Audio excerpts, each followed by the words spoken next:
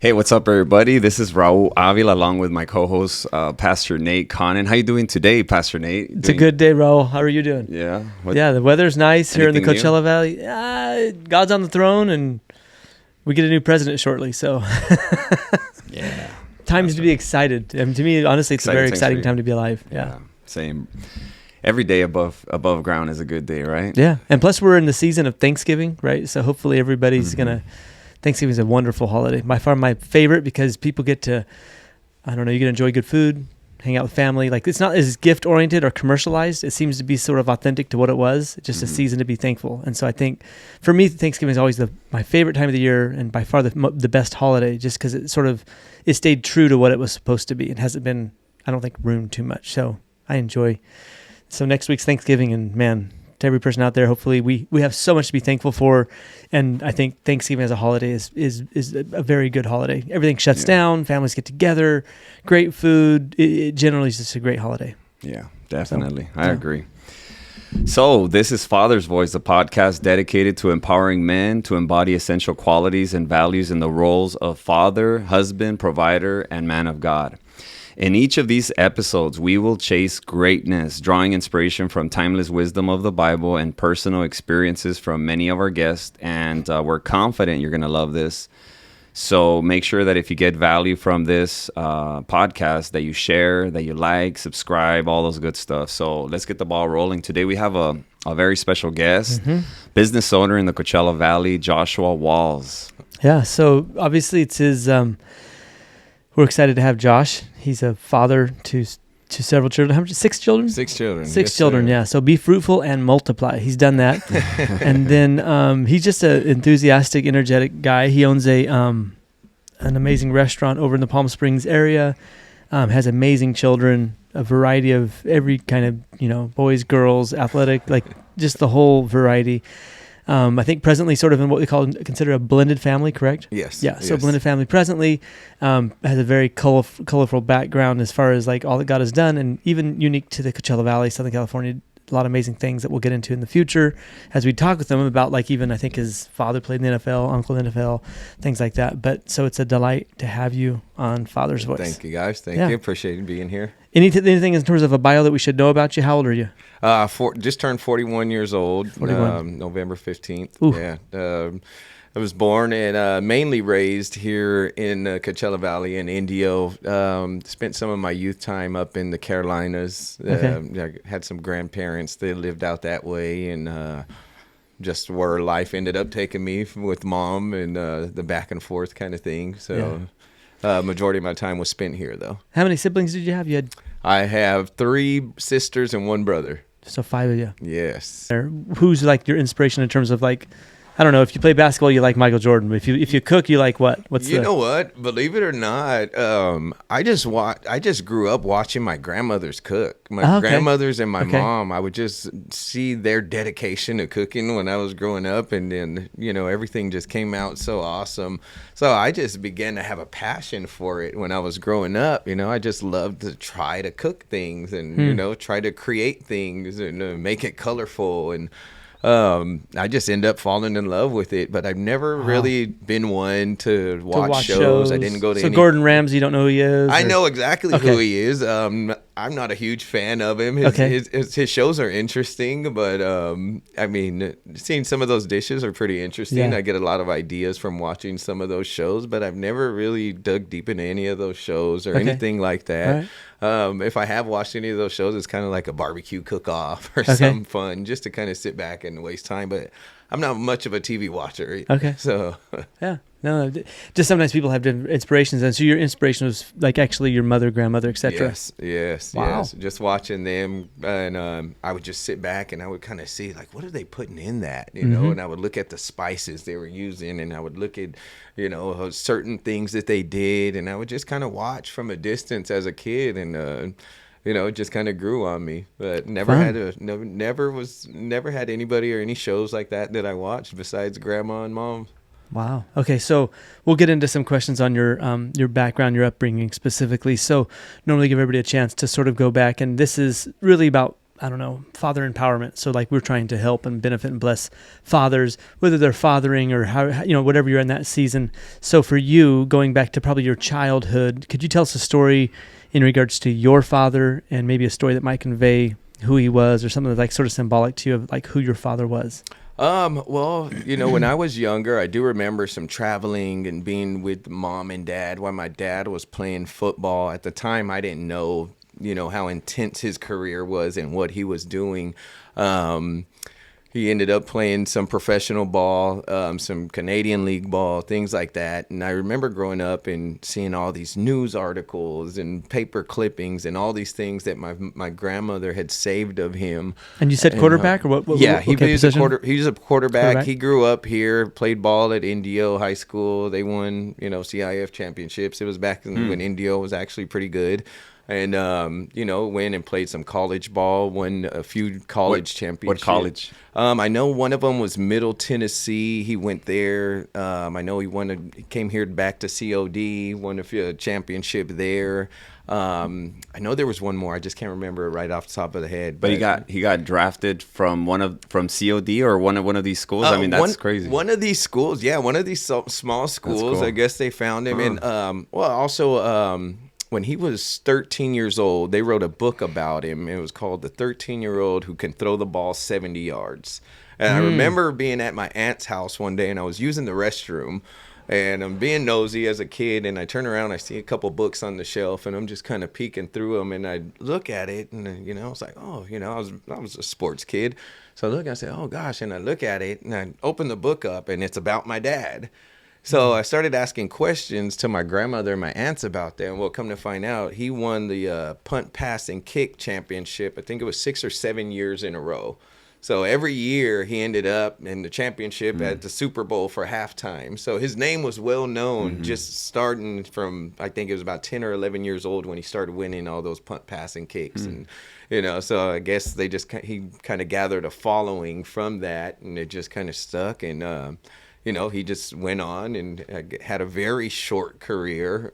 Playing, you said Dallas briefly in the Chargers Dallas or something? briefly. I know he was on the practice squad for the San Diego Chargers. Wow. And, and those are just some things that I was able to come across and some articles that I was able to find. And then you said as well your uncle played for, I saw New York Giants and a few teams, right? Yeah, my uncle Everson Walls, he played on the Cowboys. He was the cornerback that Dwight Clark caught that famous touchdown pass for the 49ers in the championship game. That was my uncle. That was a cornerback. But against Joe Montana, right? Yeah. You're not going to win. Yeah, so he had a great career, but that's what he was known for, the guy that got the touchdown pass caught over him.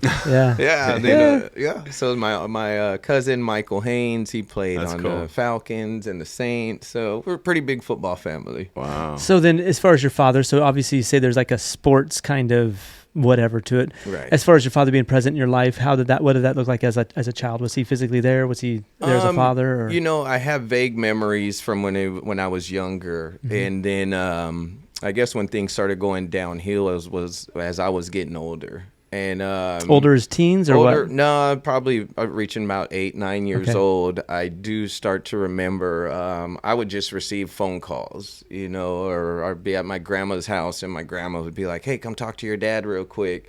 And but is it because your parents were separated or because he was just all over the place? I don't know if my parents were ever together. I remember a few times where I remember mom and dad both being there, but I don't recall my parents ever being together. And never really had that conversation with them in regards to that. So do you know if they were married or like? Definitely were not married. Okay, so they were never married. No. So then it would be just sort of like, okay. How many, and all your siblings were from your dad? No, we had just me and my oldest sister were from my dad. Okay. And then he had some other kids that were, right around my age. I have a brother who was 10 days younger than me, and I have a sister that I'm 10 days older than. And so he was, I'm pretty sure he was pretty around fruitful. town. Yes, absolutely. And so was this there's those 10-day difference? They were during when he was playing football. Right. Okay. Right. So we were all kind of born around that time. So I'm pretty sure since he was well known, he was famous enough to yeah, to multiply. to have access to a lot of. Okay, gotcha. Right. So then I guess technically, although your father was around, it was like a fatherless home, correct? Oh, absolutely. Okay. Absolutely. So you grew up in the absence of actually having a father physically present and, sort of there for you. Yes. And so then the only ways you ever had access to him was via the random phone call. Right. And you'd maybe hear from every couple months or something. Yeah. It would be when I would be over to grandmother's house and things like that. Because even life with mom was really up and down. Okay. They were just in the wrong type of scene, drugs and alcohol and things. So then like your that. mother was sort of involved those things when you were a child, and so then you were primarily raised by your grandma. Yeah, raised by my great grandmother. Was there a grandfather involved, or just her? No, Okay. he was. I believe he had already passed by that time. Okay. Yeah, so it was. Life was a lot of back and forth. Mm-hmm. I remember, I would go with mom for a couple of days, but mainly resided at great grandmother's house. Got it. Now, as far as any men that were in this situation, so in terms of uncles, mom's boyfriends, anything, was there any other guys that stepped in to sort of be the role of father or mentor? Or did it happen at all as a child? My uncles played a big part in my life. Okay. They were So married. your mom's brothers? Yeah, my mom's brothers, Okay. they were married and they had their Stable. families. Yeah, and they had a very stable households. And I just remember them teaching me since I was a young kid. I think I was about 10 years old, and I used to go work gardening with my uncles because they had gardening businesses. In the Carolinas or California? And that was in California. Okay, so Coachella Valley. Yeah. Okay. And I remember being a kid, 11 years old, and my uncle, they lived up in the cove that wasn't that big as it is now at the time. And they would make me ride the bus to their house in the morning to leave to work from there. Wow. And I remember thinking, like, dude, like, this isn't right, And they would always tell me, no, we're teaching you work ethic. For sure. We're going to teach you how to work, like your job's not going to go pick you up, Like when you get older, you're going to have to make a way to get to work. And so they were sort of hard-working Latino men? Oh, yeah. Is that right? Oh, Okay, yeah, there we go. absolutely. Yeah, I hear you. So I remember those days, and I remember thinking, like, dude, these guys are crazy, man. Like, why are they doing this to me? They don't like me, Yeah. And but now that I'm older, I see why they did what they did. And so in that interaction, obviously, it helped to build something of a work ethic, right? Oh, absolutely. I think a lot of people will think like that wealth or success happens, I don't know, creative inspiration, and they forget that most of it's hard work. you Yeah. know? I think like a lot of the great inventors, a lot of great people that are out there, like Elon Musk would be a great example today. Yes, he's smart, but he's also working over 100 hours a week on average, right? So he's working, 16 to 20 hours a day type of stuff. Absolutely. So the reason why he's the richest man in the world was his hard work ethic. Donald Trump, another great example, working 6 days a week, every week of his life. He said he's worked 6 days a week, and so yes, he's successful and rich. But probably the reality is he put that little bit extra work ethic in it. I think some people they think it's all like hit the lottery, underestimate, right? And they don't realize it's like the habits you do every day, especially hard work, eventually lead to wealth. And even Proverbs says that hard work leads to wealth. Right. And so even though sometimes when you're doing, I don't know, maybe other jobs that don't have a lot of compensation, it's still a great pattern to set. So your uncles, shout out to them. Right. They help to show you, hey, work hard, you get ahead. Oh, How old were you when that was happening? Oh gosh, You remember? I remember being. I remember specifically being 11 years old when I used to have to ride the bus, and I remember thinking like, I'm a kid, man. Like, why are they doing this? Like somebody could kidnap me and all these crazy things. And even when we would get off work, I remember they would drop me off back at the bus stop. They wouldn't take me home. And that's what they would always tell me, like, hey, your job's not going to go pick you up and they're not going to take you home.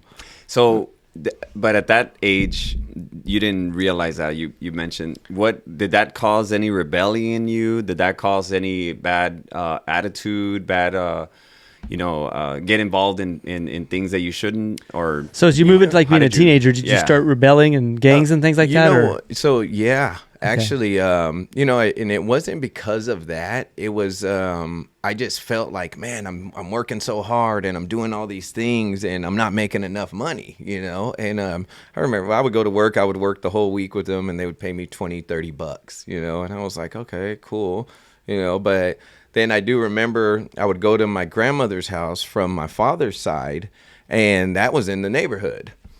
And so that was a point in my life as I was becoming a teenager, and I would see all these guys out there, and they would have these nice cars with rims and TVs in them and stereo systems and all this cool stuff. And I was like, man, like I want that. And so I did. I got involved in gangs and drugs and alcohol, and it wasn't me though. I always noticed, I would surround myself with those people when I was around them. But I always had a good set of friends, that I would fall back to, and that was who I would hang with the most of the time. But I would find myself when I wanted things that when it was a want for things and not things that I needed, I would find myself kind of going towards grandma's house and hanging around that type of crew. And that's when I started selling drugs. I was 13 years old. I started selling drugs. Wow. And that was in the Coachella Valley. Yeah, that was here in the Coachella Valley. DHS or what? And no, that was in Indio. Wow. And started selling drugs at 13. And, 13 years old. Middle school. And yeah. I was in middle school. I started selling drugs. To strangers or to kids at school or what? Well, I would just go to the neighborhood. And I would just go to the neighborhood because I knew that people wanted drugs would come there. I've seen it my whole life when I was over there. Marijuana? What were you selling? Marijuana, cocaine. At 13? 13 years old. And, I got involved in that. And it wasn't something that I did every day, but when I wanted a little extra money, I would head over there and I would, take a couple bucks that I made from working and I would try to make that into more. Yeah. And so I would do that, and then I would leave. I would make a couple bucks, and I would leave, and I would go hang out with my good friends and do all the right stuff. I have a question. So in that era, who was your father figure that you would say, was it the gang? People yeah. And and there still wasn't nobody specific. I never really had that father figure in my life. I was surrounded by good women and my grandmothers and aunts and things like that, and my uncles were there when I wanted to do right. I knew I could go work with them, and they would support me in everything that I wanted to do. But I've never really had that father figure growing up. Okay. That was just something that I lacked in my household. So then in the gangs or even in the drug dealing, so you'd probably go buy the drugs from a man. Right. And in the gangs, obviously there's men that are there. Right. And so I think a lot of young people, like they always say, like in terms of people that get incarcerated and belong to gangs, I think 90% of those incarcerated, plus it's over 90%, come from fatherless homes. Right. And I mean, not to say that it's easy to fall into that when you don't have, I don't know, looking at a mean guy or that guy calling you out every single day. It's easy to go to those things because I'm looking for a group. I'm looking to fit in. I'm looking for, power, identity, just to belong. And Absolutely. So you find that on the streets via the gangs and doing bad things. I mean, is that you relate a lot to that? Oh yeah, absolutely. Because I remember, you would go find that guy or that one friend, or you thought it was a friend because he was giving you a deal or giving you drugs when there was to make some money when there wasn't nobody else that was helping you out. And like I said, grandmothers and them, they took care of home, made sure I had clothes and food to eat, but I didn't have anybody that was helping me get the stuff I wanted. And so when you have those buddies out there that they're like, oh man, they helped me out. Those are my buddies right there. I can count on them, and not realizing, no, they're taking your money. For sure. They're willing to take they're your using money. you. Right. Yeah. The drug dealer doesn't want to go sell his drugs to the 50 people. Absolutely. If he has a kid go do it, his liability's small. Right. He just sold it to the kid. Right. He didn't know what his kid was doing. And all they would tell you is, hey, don't tell anybody where you got it Exactly. from. Of course not. Yeah. And you never got caught doing any of that? Nefarious activity? Never got caught doing any of that. Never got caught doing any of that. Like I said, it wasn't an everyday thing for me. It was something I would go try to make a couple bucks on. And even doing that, like I said, so you would take your own money, just so I understand the process. You would take, let's say you have, I don't know, $20, $50. You'd take it and go to the drug dealer. He would tell you how to sell it, and then you'd give him your money? Well, honestly, I don't even recall how I learned how to do it. Okay. I just remember. Well, somebody had to teach you, right? There wasn't no YouTube. They would just give it to me, and then, I would kind of see other people doing it because I was very observative when I would hang out, and be around at grandma's house outside. So I was just kind of watching what everybody else was doing. I never had anybody that was like, all right, this is what you do, or this is how you do it. I would just kind of peek and, oh, that's how you do it. So then once I would go buy them, I was like, okay, this is how you sell it. Yeah. And I had no clue what I'm doing. I had no clue the danger that I was putting myself in at that time either. And now I look back, that's why I'm so thankful. I say, God, thank you, because Yeah. you spared me so many times. Every interaction with anybody that was out there, especially me being a kid, I didn't realize what I was putting myself into just to try to make a couple bucks to go buy a video game, or, I've always been an athlete. So there was times where I would go sell some drugs so that I can go buy my Nike wristbands Yeah. and things like that, because we didn't have the finances to do any of that at grandma's house. She was just getting by, but she was making sure that I was taken care of. So a lot of that time, honestly, I look back, and a lot of that time was just to kind of make sure that I got things that I needed for sports that we couldn't afford and things like that. I never really had any ill intentions. Of course, my thought process was, man, I would love to have that big car and all that, but I never had that. It was... Yeah, and it's easy with a young man to justify wrong means to get where you think you're supposed to be. Like, if everybody else is wearing the fancy shoes, why am not I? Well, if I just go do some hustling and some drugs, I can get the same thing as them now. But it's just being in the environment, though. Right. So it's not For sure. like it's like I'm thinking of what you're saying right now, and putting myself in as a 13-year-old young boy, and if they're doing it, and if it's not like you saw, because maybe if you would have seen one of them go to jail, or maybe one of them get killed in the streets, that you would have been like, oh, maybe I shouldn't, even though it looks like easy money. Right. So it's just part of the culture, part of the environment that you grew up in. Yeah. It was just, like I said, that's what I was surrounded by when I went to grandma's house from dad's side. Yeah. And so I just kind of learned. And grandma's house on mom's side, it was a total opposite. It was she was the candy lady in the apartments. Everybody loved her, and everybody was friendly. And I was just, hey, mijo. It was awesome. I'll reflect on this for a second, because I had some challenges with one of my sons, especially in high school, and when you're a father, you ask different questions and you have a different set of eyes. Like, moms, just to be honest with you, have rose-colored glasses, right? They think everybody has a pure intent and out for good, and dads are a little skeptical by just the nature of how we're wired. So when I would look at my son growing up, especially in high school, I'd found out one of his friends dealt drugs, and I told him, I said, he'll never come. I didn't want him over at my house, and I said, I don't want you to have any relationship with him, because what seems so cute and funny, whatever else, it leads to a path of death, and it really does. And so a father will see things different and say things different than what a mom will. And so in like these environments, the moms are coming in with rose-colored glasses. Oh, he's such a sweet little boy. Well, who is that? His drug dealer? Is that the guy, leader of the gang? Who is this person? Like, so dads always look at it differently. So like the voice of a father is unique in the life of a young man, in that you're going to say things that mom never would. Like, my mom might get a feeling, but she's looking at everybody going, oh, he's just a sweet young man. And she doesn't realize that potentially maybe that young man that's a friend is doing nefarious things. And so like fathers are very different. And so like, I know from my son, I would speak to him often. And the reality is, I said, you don't need to be around that friend. And, don't get me wrong, everybody can change, and God can bring about change in people's lives. But a lot of times, young people that are doing a lot of those things, if you get around them, you'll start doing the same wrong things. I mean, the Bible says, bad company corrupts good morals, and it does. Yeah, and right now that you mentioned that, I remember when I was 13 years old. I'm thinking, where was I when I was 13? I grew up in the streets too, in Campo. But my dad was so strict that he didn't let me get out. He was always who are you with? Who's that guy? Right. And I remember one time when I was in that age, I have a cousin. He was like 6 years older, and he was cool. He's like the cool cousin. You want to hang out with him. But my dad never let me hang out with him until one day my cousins, we were in the playground or whatever. He said, "Hey, Ruli, come with me." He took me to the in Campo. There's this space where it's just the desert area.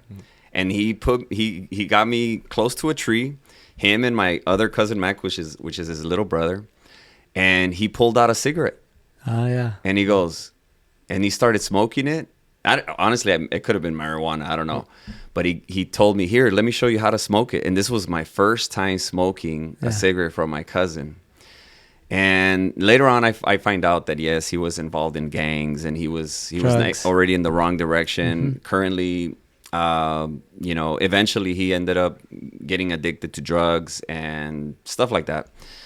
So I realized, looking back, how important a father that is really attentive, that is how important it is, because that was the only time that I ever did anything before high school. I never, smoked a cigarette after that ever again. Never drank alcohol. He would never let us, sleep over, and I'm like, dang, he really how do you say, like he really protected me, I guess, in his own absolutely. way. And in that time when he confronted you, I'm sure you didn't enjoy it, right? As a 13-year-old kid, you're like, you want to do what you want to do because you figured life out. But a father who's willing to be sort of confrontational and even overpowering your desires, like saying, no, this is the direction you're going to go, not allowing you to ruin your own life. But you don't realize that. No. So 13-year-olds, you probably think you've figured it out, and you know who should be around, who's fun, who's this, and I want to be. But your father could see further down the road than what you could see. And in a way, the importance of having a father that was there.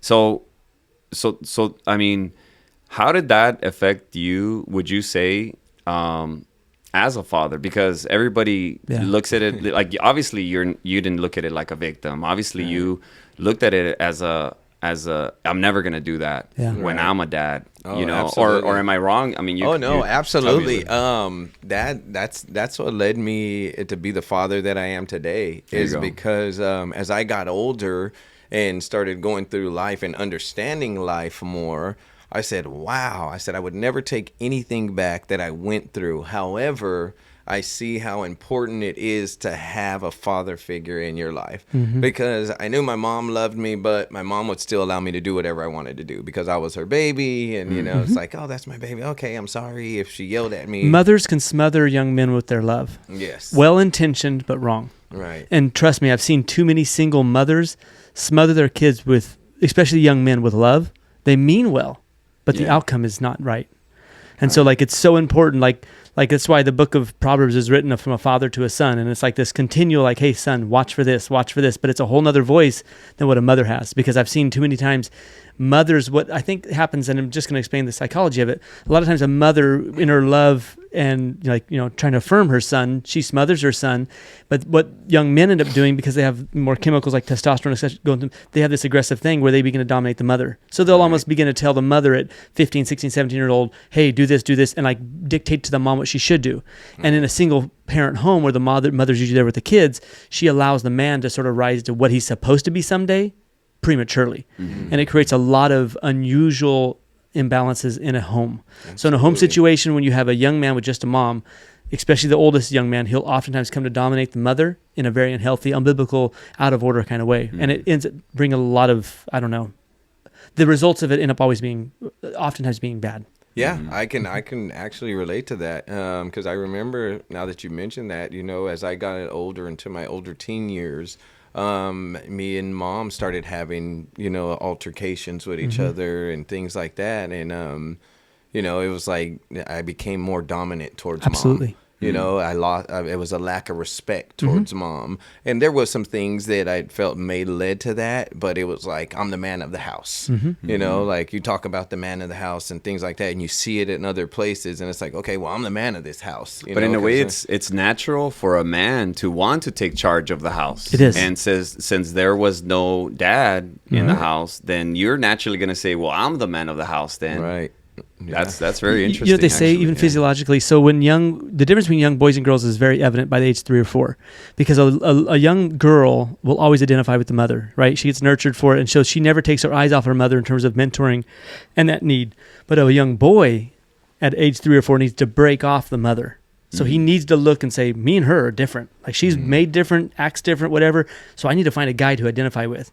And in fact, in terms of it's like an initiation to manhood. I know that I can't get initiated to manhood by my mom. I need a man to initiate me to manhood. For sure. Right. So even I have a little nephew who's now 6, but I started spending more time with him in that 3, 4, 5 years old, 6 years old, because he needs to see a man. In other words, like, I saw him start dominating his mom even at 6, 7 years old. Like, you do this and you do that, unfortunately, I think the Bible's even correct. I took that little guy and I spanked him a bunch of times. I said, if if you're not right and you start acting like this, you're going to meet me and you're not going to be that. Right? You're going to obey your mother, and you're going to have this guy that, I love you. We're going to have fun together. I'm going to beat you up, and my sons are going to wrestle with you. But you're going to know where you're at in the pecking order. Absolutely. You're not the alpha. You're the little guy coming up. And so I think it's important for every young man to have that father and that or that even that father figure in their life in order to develop naturally and appropriately. Absolutely. Because I'd even say, like, just a brief question. I know we moved right into the as an adult and as a father, but as far as drug use in the gangs, you were involved with both those things, right? Oh, yeah. Not only did you deal, at some point you started to consume drugs. Oh, yeah, too. absolutely. Of course,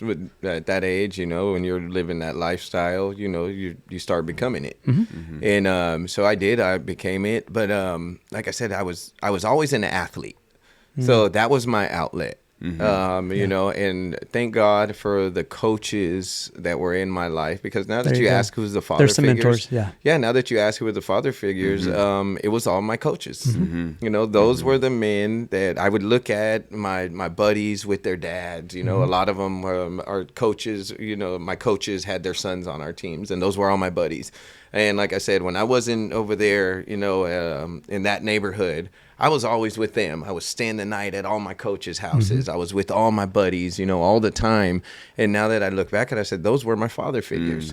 I like to tell all the coaches that I see, my son's coaches of basketball, I say, hey, thanks for loving our children. Like, coaches, always get with this really bad situation, right? Whatever sport it is, every parent wants their kid to have all the playing time. Right. They want their kid to be the spotlight. Right. They want this, they want that. You're not a good coach. You're not this. And so there's a lot of attacks, even like against the coaches, which are actually mentors, i.e. father figures. Yeah. Yes. And there's all this pressure coming on these guys. And so what I always tell them, thank you for loving our children. Thank you for sacrificing your time. You're not compensated well enough for what you're doing with these kids. Yeah. And like you said, because of sports, he did have some mentors. Yeah. And these were the guys that are getting paid $20 a night to go down and, some for if free. That. I was going to say, if that. And so I try to make sure I esteem coaches, whether it's soccer coaches, basketball, football. Just tell them thank you. Tell them thank you. Don't put any pressure on them. Don't chew them out. To say thank you for loving our children, because they truly do, and they provide that mentor. Which was that for you? And I think as I grew too, that's why I started coaching. And not only because my kids were playing, but it was because I knew how much that helped me when I was lost and I didn't have a good home and things like that. So I would take in when I was coaching my kids growing up and stuff. Oh man, I would, after the games, after practice, I would invite even the single moms, the parents, the families, everybody was welcome at my house. Yeah. And because I knew how important that was to receive that atmosphere and just the love from those that didn't have, it was single moms' homes. They were at work all the time. So we were picking kids up and all that. And I remember sometimes I would get yelled at, like, man, quit offering to pick everybody's kids up and all that. And I'm like, you just don't understand.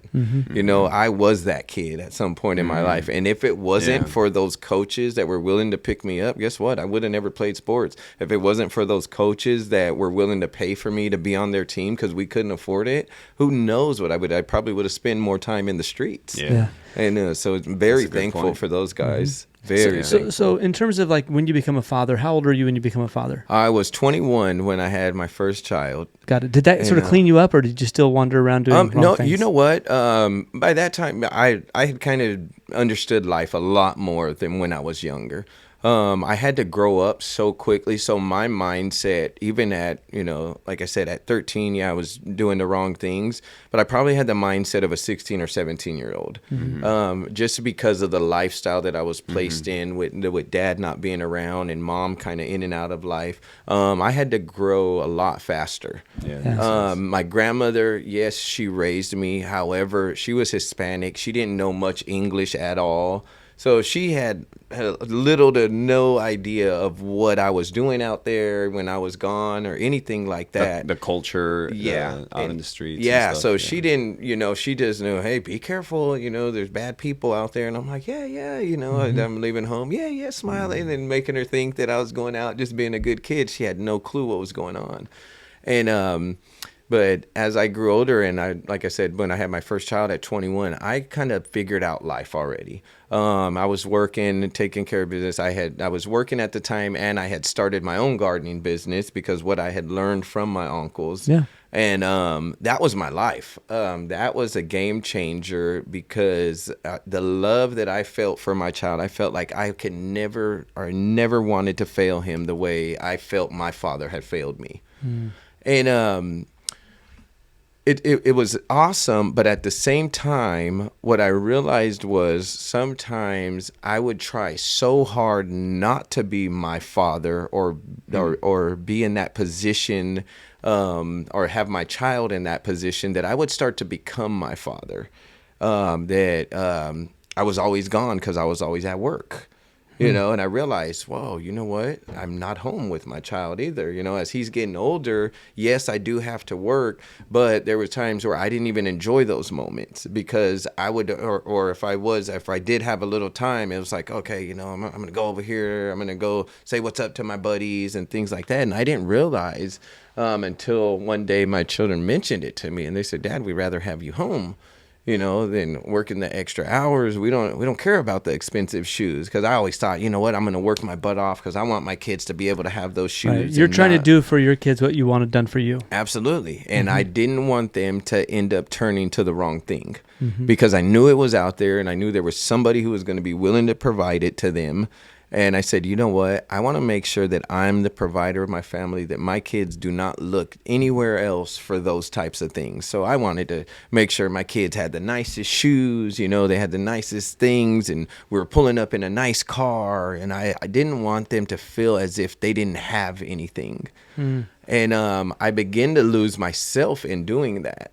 So I began to realize, I was irritable, I was upset when I was home because I was putting so much on my plate trying to be this father that I never had. And then I started to realize, wow, you know what? They're hearing yelling, they're hearing arguing, because now I'm arguing with my other half when I'm home. I'm upset when I'm home. I'm irritable when I'm home. I don't want to be bothered when I'm home. And I said, so this is the same thing that I went through. They're not having a father figure. Even though I'm in the household, I'm still not being the father figure that I felt that I was trying to be for them. So that was an eye-opener for me. And I said, okay, I started thinking about, all right, what do I need to do in life? There's something that I need to change here. I said, life isn't about just work. Like, yes, we have to provide, but I have to enjoy my family. And I think probably the tough part for you is you're trying to compensate for what you didn't have, but at the end of the day, you didn't have even the role model or the pattern to follow. Right. So like, if I were to talk about my dad, I remember he always had 3 jobs. So like, he worked for the state as an inspector. That was like a 40-hour. He worked doing a paper route, which paper routes were intense. So back in the day, they had something called newspapers, and newspapers get delivered. I remember we had a newspaper route with like 400 newspapers, 400 to 600, right? And so Monday through, like every single day of the week, we'd drive around and he'd start about 3 a.m. So from about 3 till 6 a.m., he would do the paper route. Then he'd go do his state job. And then on the weekends, we'd go paint with him. So he always had 3 jobs. Now we always went with him doing it. And I think the work ethic was an important part of that. So even I would say this, Josh, like, if there's a way of even incorporating, like you're doing now with your restaurant, like allowing your kids to come work with you, creating a pattern for them of like a positive father, what he does do. Absolutely. So I don't want everyone to despise like somebody who works a lot, because I mean, if you were to ask me like, hey, what's your favorite 3 things to do? Like, I don't know, do puzzles, paint, or work. I might actually say sometimes work. And I know people are like, oh, that's a workaholic. And in our world today, there's almost like this thing where you don't need to work a lot. Yeah, I think you should. So like there's this thing, especially millennials, where like don't work at all, or what do you want to do? Well, I want to make enough money so I can sit around. I was talking to a young man. He's like, I want to make it rich in the NFL so I can just sit around for the next 50 years of my life doing nothing. I was like, man, I wish that was biblical, but it's really not. Like he hasn't figured it out. He hasn't figured it out. Like, absolutely not. Especially because if you're in the NFL, guess what? You're probably going to work more than you would a regular job. Yeah. But, and then, like they say, I think 80% of them end up bankrupt within 5 years out. Yeah. Because they, once again, the lifestyle, like you even said, like having a nice car, or giving the nice shoes, all that kind of stuff. Like, I don't even care about that stuff. I mean, my wife tries sometimes to do that, but I'm like, that doesn't really matter. I don't really, that doesn't establish you in the social pecking order, Absolutely. right? Buy a home, do some things, like make some investments. Right. Let that establish you. Don't blow all your money so you're broke. I don't know. And I think sometimes some of those things are, when you have you have a decent mentor, a good father or whatever, you'll see those patterns and you'll develop those in your own life versus what probably at times are unhealthy patterns. Right.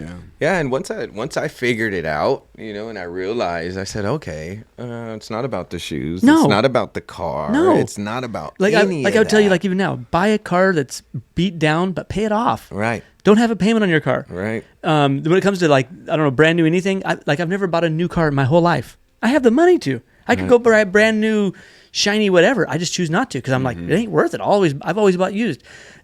Cell phones. I see people walking around with $1,500 cell phones. And don't get me wrong, if you have the money, buy it.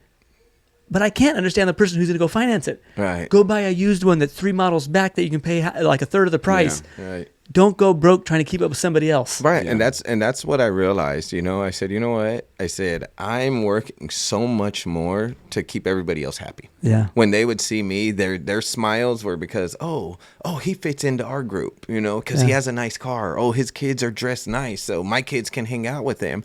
Then I'm going to say, well, my kids are going to be associated with the wrong people because that's not who they're supposed to be around now, because I'm working my butt off, but those are hours that I can spend with my family as well. Yeah. You know, so who's influencing them while you're working. Right. Yeah. So once I started to So there's find a happy medium that has to be. yeah. So I found balance in it. And then I was able to start teaching my kids that. So now, you know, and sometimes they're like, Dad, how come you don't buy a new car? Like, man. And I was like, because this car is paid off. And guess what? I said, you look out this way. I said, get in here and look out the window. Now, we're going to go to the dealership. We're going to sit in that car. You're going to look out the window. I said, what do you see? I said, what do you see? The road? Exactly. It's the same thing. I said, you know, but I'm just teaching them now, you know, that things that I learned, and it took me a while to get there, but I went through the struggles, the ups, the downs. And that's why I say I would never change anything I went through as a person, because it created me to be the father I am today. Yeah. And, thank God my kids have not turned towards gangs or drugs or anything. They're athletes.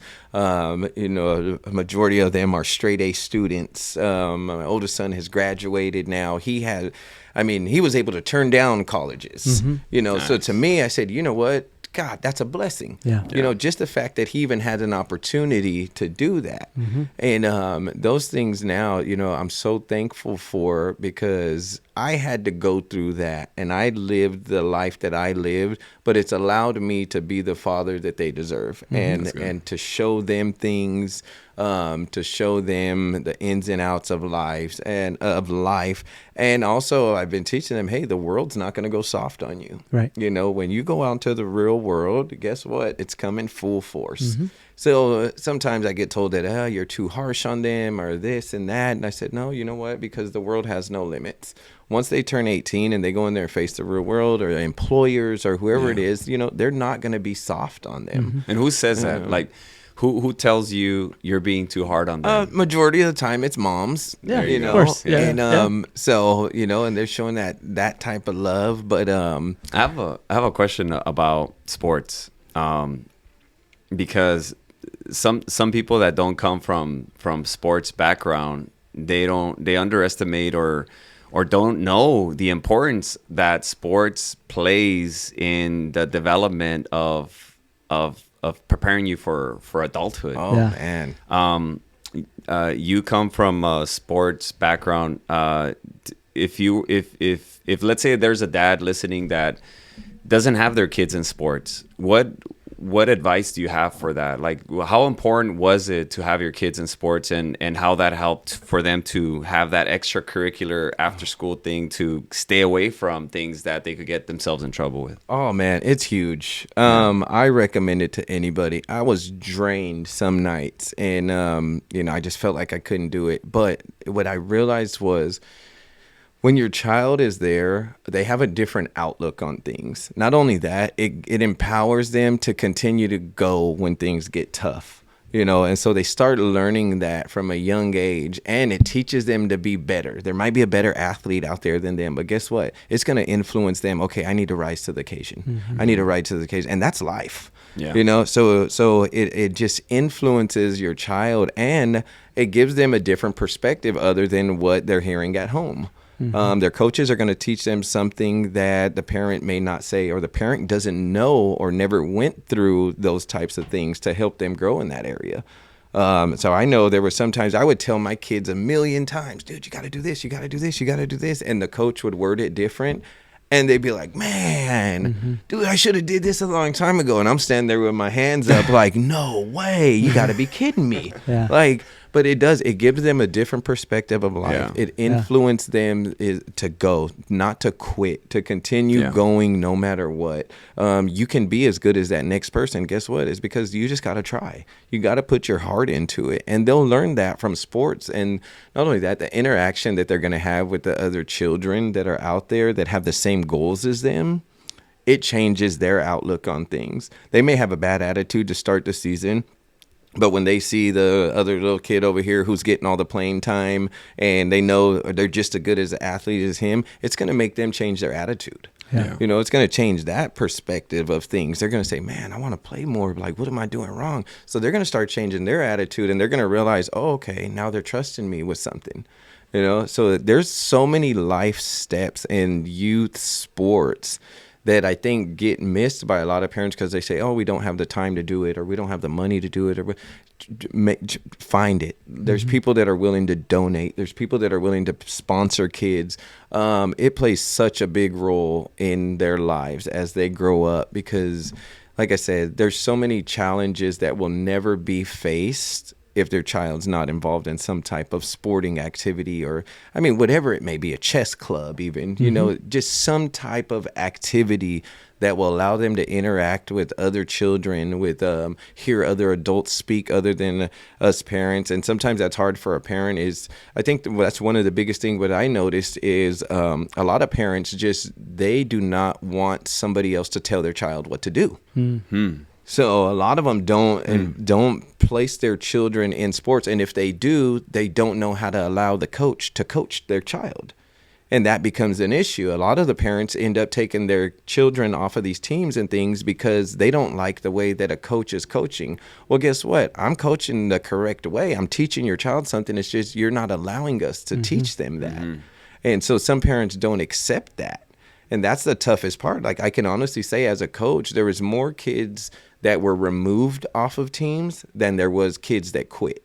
And because the kids will start to enjoy it, there's going to be tough moments and they figure out how to get through it, but the parents will never enjoy it because they never allow a coach to coach. So what do you think that teaches the kid? What do you think is the message that the kid is observing when the parents don't allow somebody else to do their job? What is the message there? What I learned from that is a lot of those kids end up thinking, oh, I don't have to listen to that person. You know, I could quit if it gets too hard. You know what? I don't need to do that because I could go somewhere else and do it. It'll be easier. And then your mindset starts to believe that as you grow into life. You know, when you're growing into a job, I don't got to listen to that employer. He's meaner than the other guy. I'll just go over here and work. You know, so you start factoring that into life. I've seen some kids who've thrown their life away that should be, you know, playing college ball now. Yeah. And then I see the kids that I've coached. There's kids now that are playing Division I football, you know, and it's like, wow, those were the kids whose parents, they were tough on them, but they told them, those were a lot of the parents that were like, you better listen to your coach, you know. And then you see the other kids who were probably even more athletically gifted than those kids, but their parents were like, oh, you don't need to listen to that, you know, because it wasn't their style of parenting. My coaching didn't match their style of parenting. And now some of those kids aren't even playing sports. They're not working. They're not doing anything with themselves. Yeah. I would say a few things in regards to the sports. I think it helps in terms of, like, usually almost all high school things, it's some kind of team. So it's a collective effort to come to a great goal. The other part is a lot of times parents will tell their kids they're the most amazing, smart, fastest, most incredible kid ever, and then they get introduced to real life and like, I thought I was this, but it's like competition. So I think competition is a healthy thing as well. Yeah. And so I think it's important for kids to participate in that, to be a part of that. I think it makes them stronger and better because of it. So I know competition sometimes look at negatively. Competition is a good thing. That's how our economy functions and most of the world functions, right? The stronger, faster, whatever, it's good. So I think that's a good thing. I want to shift gears, and we'll go to the spiritual thing in a moment as we segue sort of to that direction. You obviously were very present in your kid's life as a father, and you, in all honesty, sort of come from a fatherless background in the sense that your dad was not physically in the same house that you were, correct? And so you were able to break that generational curse. Absolutely. And so for a moment, how did you break that generational curse of coming from, because a lot of times people that come from fatherless homes, the same thing happens for them, right? It repeats itself time and time. So the pattern just continues. And you can see families for generations this happens. But you obviously broke that. Absolutely. How was it? Jesus? Was it? It was saw what it is. I mean, what's the? No, you know what? I really got involved in church. Okay. I always had to go to church as a kid. Okay. It wasn't an option for us. We had to get our butts up, and you went to service, and whether we paid attention or not, we had to be in service. Yeah. Your grandma or your mom? Yeah, grandma. And so as I got older, of course, I had a couple years when I turned 18, and it became optional for me, where I kind of strayed away from it. But I would still go on holidays, Easter, Christmas, things like that. But upon having my children and trying to raise them the right way, I started getting really back involved in the Word of God. And it helped me grow more and more and more as a father, as a person. I started to dig deeper when things got tough. I had somebody I can rely on, which I felt like I never had a man in my life that I could rely on. And it seemed like God was always there for me. It's like, you never have let me down, no matter how tough it got. And you allowed me to go through it. You allowed me to hit rock bottom. But guess what? You always made it happen. Yeah. And so I did. I was like, man, this is pretty cool. This is different. And I realized when I was changing and my growth was coming along, I realized how my children started to change. Yeah. Even when they would go through their moments or, start hanging around with the wrong kids or the wrong crowd, it even allowed me to speak to them differently rather than get upset or irritated. I would go into more of explaining why that wasn't the right decision. And I think just being rooted in the Word of God and receiving that and the positivity and the structure that it created in my life, that allowed me to adapt to what I needed to do as a father. Yeah. So sure. that right there plays a huge part. And I've even gone through recently, where I started not attending service as much. And immediately I started seeing it affect my home. I started seeing it affect my children. And I'll never forget, one day my kid said, well, Dad, we follow whatever you do. Yeah. And I was like, whoa. I said, St. Francis said this. He said, preach always, and when necessary, use words. In other words, they're watching your behaviors. Right. I mean, you can do this, example. Right? But you're the living example. Yeah, because I remember I was getting upset at him one day, and I'm like, dude, what are you guys doing? What are you thinking? And one of my daughters, she says that, and she's very respectful, didn't mean it in a disrespectful. She was like, Dad, we just follow everything you do. Yeah. And I walked out of the room, and I was in tears because I was like, oh, man, what have I been doing lately? And I said, what am I doing? And I had to rethink things. Yeah, and I said, well, you know what? Guess what? As a father and being a single father for all these years, I said, guess what? My kids are following me. That's what they're doing this whole time. So if I make a wrong turn, guess what? They're going to be right there with me. Yeah. If I make a bad decision, guess what? That decision affects them. And so it really started playing a huge part once I really paid attention to that and realized, especially now as they became teenagers, now it really affects them. It doesn't get any easier because now I'm under the microscope big time. Yeah. Now because guess what? As soon as they leave the house, they're making their own decisions. They're not 7 or 8 no more where they're going to play on the playground. Now they're going out there, and if they see Dad hanging out with his buddies or something, doing something wrong, guess what? As soon as they turn that corner and they're not in my eyesight, they're going to say it's okay, or they're going to think it's okay. Well, I see my dad doing that. Yeah. No, it's okay. Well, that's not bad. My dad does that. So it really changed my life and my perspective on everything, because I said, dude, they're at that age now where they're going to speak their mind. They're going to make their own decisions. All that stuff's going to factor into who they become as an adult, because it's adulthood's right around the corner. So now, even at this point in my life, I'm like, okay, even temperament. Showing that my reactions to things. If I'm irritated and I have a short temper, guess what? They're going to think that's okay. Yeah. They're going to think that's okay to react that way when they're at school. When somebody tests them or push their buttons, they're going to say, "Oh, my dad reacts that way." No, there's nothing bad with that. My dad has a short temper. When my daughter said that, I just have a short temper. I'm like you, Dad. And I was like, okay. I got to change that, So that was something that I said, okay, I got to work on that. I got to work on my patience. Lord, please help me work on my patience. And I know that's, some people say, don't pray for that because you're going to get tested. I said, no, you know what? I need that. Yeah. You know what? That's what's going to help me grow. I'm not going to stray away from it because I'm going to get tested. I know it's going to test me, and that's what's going to create growth in that area. Yeah. And so now I see it, and just being rooted in it and keeping myself around the Word of God, around people that are surrounded by the Word of God, or that are really rooted. I'm beginning to see my children get more comfortable with kids that are surrounded by the church, with kids from church, to where before it was like they would go to church and when we would leave, it's like, all right, they're on their phones texting their other buddies and stuff like that, to where now I've even seen them they're bringing in their cousins, their friends, they're inviting them to church. Some of the kids are getting dropped off at church and their parents go to a different church. So I'm seeing that and I'm like, whoa, this is awesome. Like, sometimes I leave in awe and, or I want to stay after church and just talk to everybody. And my kids are like, Dad, like, what's going on? Like, let's go, let's get out of here. But they don't understand still. But they don't understand how I feel and how important seeing that is, and I've accepted that now. I'm not going to run out right after saying, okay, service is over. No, guess what? There's so many people that received something in that service. So guess what? Now afterwards, they want to talk about what they received. I got so many brothers that reach out to me now, and I was overwhelmed. My birthday was last week, and I got a lot of happy birthday texts, but it was more like thank yous, and it was like, man, thank you for helping me. Thank you for listening. Thank you. And I was like, dude, I was in shock. I was almost, tears coming down my face because I was like, wow, I've accepted what God has really done in my life, and I'm spreading it. And now it's working through my children as well, because now they're interacting and they're spreading the word just by inviting their friends, and they don't even know it. They don't even understand yet, like, oh, that's man, awesome. Like, they don't know they're spreading the word of God by inviting their buddies to church yet. They have no clue. They're just thinking, oh, I'm just telling my friend come to church.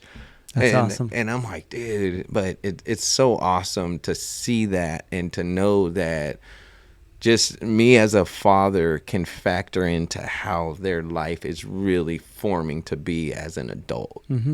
So you taking that responsibility and the role of a father seriously, would you agree with me that in a way, God has this like covering over your children? Like have you seen that? Are you a witness to that personally? Oh yeah, because I tell you what, I used to try to tell them, hey, don't do this, guys, don't do that, or it's just as my son got older, he turned 18 now, and I'm like, hey man, you shouldn't hang out with him, you shouldn't go there, don't go over there, you don't want to go to this neighborhood, that neighborhood. And I found myself kind of not even sleeping while he was out. I wasn't. And one day I said, God, like, man, I'm getting tired. I'm not sure what I'm doing wrong here. And he says, well, you're not fully trusting me. And I said, oh, okay. Yeah.